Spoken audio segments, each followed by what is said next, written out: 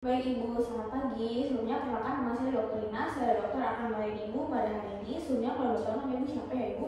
Oh, Ibu saya Fadil. Oke, sini berapa tahun Ibu? Sekarang 25 Bu. 25. Oke, baik Ibu, pada hari ini saya akan melakukan pemeriksaan pada rongga mulut Ibu. Sebelumnya mungkin saat melakukan tindakan agak sedikit kurang nyaman. Apakah Ibu bersedia? Iya, bersedia. Baik, kalau begitu Ibu, pada hari ini untuk sebelum melakukan pemeriksaan saya akan melakukan cuci tangan yang maka dan memakai sarung tangan terlebih dahulu ya Ibu. Ibu bisa duduk di situ, Ibu bisa digeser kursinya untuk melakukan pemeriksaan. Saya akan cuci tangan saya terlebih dahulu ya Ibu.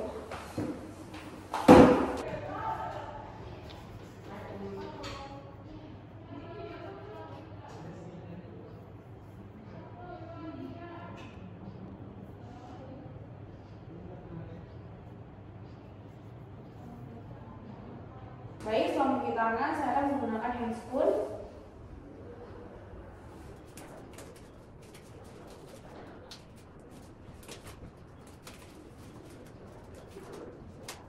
Baik, setelah mencuci tangan dengan maka dan menggunakan handspoon, selanjutnya saya akan mempersiapkan alat-alat yang akan digunakan.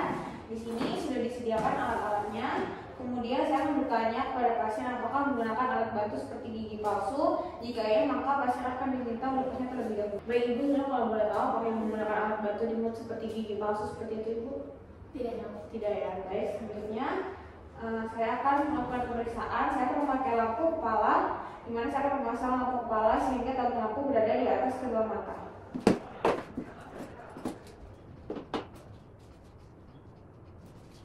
Baik, setelah memakai lampu kepala, saya akan memfokuskan cahaya lampu dengan cara meletakkan telapak tangan dengan jarak 30 cm dari mata, kemudian diameter proyeksi cahaya kurang lebih 1 cm. Oke, baik, selanjutnya saya akan melakukan pemeriksaan pada pasien. Yang pertama, saya akan melakukan inspeksi pada bibir apakah didapatkan adanya luka atau ulkus. Kemudian saya akan melihat apakah ada tanda infeksi, hiperemi, edema, deformitas, massa, gula, atau vesikal pada pasien. Baik Ibu, saya akan melakukan pemeriksaan. Bisa minum tolong untuk dilihat ya. Saya akan lihat bibir Ibu, permisi. Ya baik, cukup. Terima kasih Ibu.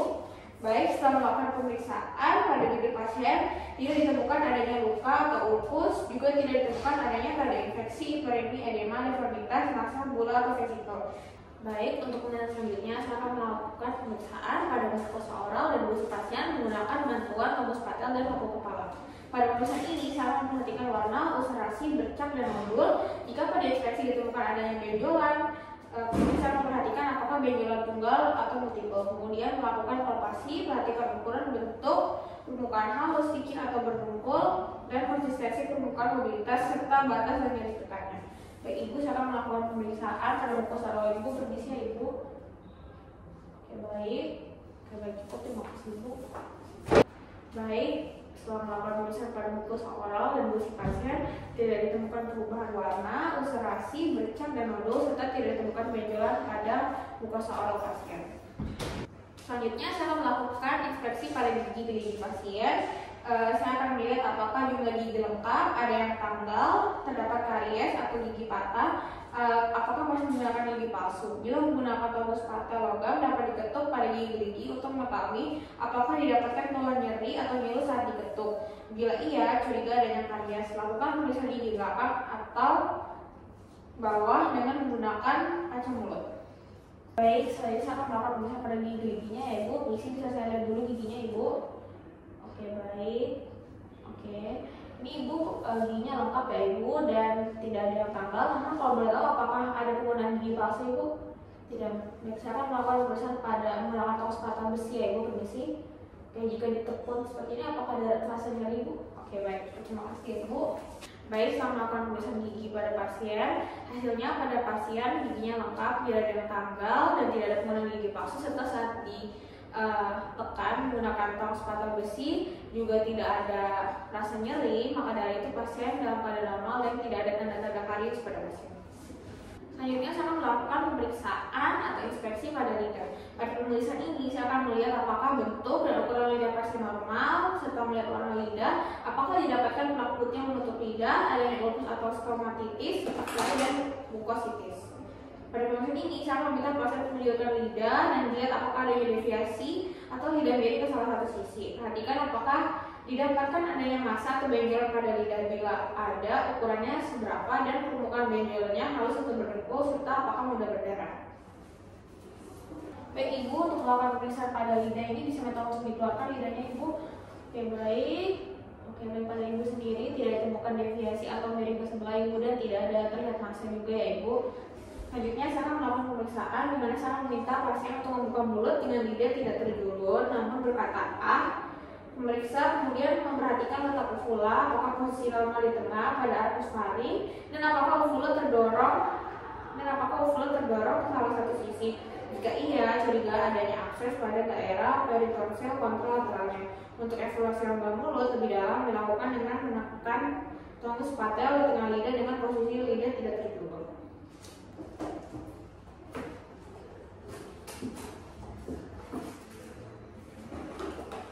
Oke Ibu, untuk pemeriksaan selanjutnya saya akan melakukan pemeriksaan pada lidah Ibu lagi. Namun pada pemeriksaan ini Ibu tidak perlu mengeluarkan lidah seperti tadi, cukup membuka mulut dan berkata "a" gitu ya Ibu. Nanti saya sambil periksa dengan sambil menekan lidah Ibu menggunakan tonus patel ini ya Ibu. Namun lidahnya tidak perlu dijulurkan ya Ibu, untuk melihat posisi uvulanya. Jadi saya Ibu "a". Oke baik. Oke, pada pasien sendiri terlihat bahwa uvulanya terletak di tengah, terletak di arkus faring dan juga tidak tergeser ke salah satu sisi. Oke baik, cukup, terima kasih Bu. Baik, dengan pemeriksaan tadi tidak ditemukan tanda-tanda gangguan dan curiga adanya akses pada daerah peritonsil kontralateralnya. Selanjutnya saya akan memperhatikan tonsil, bagaimana bentuk dan ukuran tonsil, permukaan tonsil ini halus atau kasar, kemudian terlihat apa ada kripta yang melebar, kemudian warna tonsil merah muda atau heperemi, kemudian detritus, benda asing pada tonsil. Dilihat apakah ada selaput keputihan pada permukaan tonsil seperti sudut membran atau batu tonsil. Oke baik, selanjutnya saya akan memperhatikan tonsil pada pasien. Permisi Ibu, bisa dibuka mulutnya lagi ya Ibu. Oke baik, cukup, terima kasih. Baik, pada pasien sendiri untuk bentuk dan ukuran tonsilnya di dalam keadaan normal, tidak ditemukan pembesaran. Kemudian permukaan tonsilnya juga halus, tidak ditemukan kripta, dan warna tonsil juga dalam keadaan normal yaitu merah muda, tidak ditemukan benda asing dan selaput keputihan pada permukaan tonsil. Selanjutnya saya akan melakukan pemeriksaan inspeksi dinding belakang faring untuk melihat warna permukaannya normal atau hiperemi, adakah dahat yang menempel dan adakah granul hipertrofi. Baik Ibu, selanjutnya saya akan melakukan pemeriksaan pada dinding belakang faring Ibu. Permisi Ibu, bisa dibuka lagi mulutnya. Oke baik, cukup, terima kasih Ibu. Setelah melakukan pemeriksaan pada pasien, hasilnya untuk warnanya dalam keadaan normal, tidak hiperemi, kemudian juga tidak ditemukan adanya granul hipertrofi dan tidak ada dahat yang menempel. Maka dari itu pasien dalam keadaan normal. Selanjutnya saya akan melakukan pemeriksaan dengan menekan pipi pasien di antara gigi-gigi dengan taraf ini untuk mencegah pasien menggigit tangan pemeriksa dan memberikan rangsangan minimal pada faring pasien, kemudian melihat refleks muntah yang timbul. Baik Ibu, untuk melakukan pemeriksaan bisa permisi ya Ibu.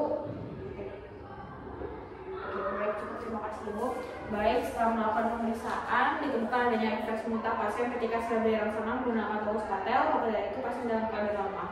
Baik Ibu, setelah melakukan pemeriksaan saya akan melepas cuci tangan saya, melepas handscoon saya, kemudian saya akan mencuci tangan 6 langkah.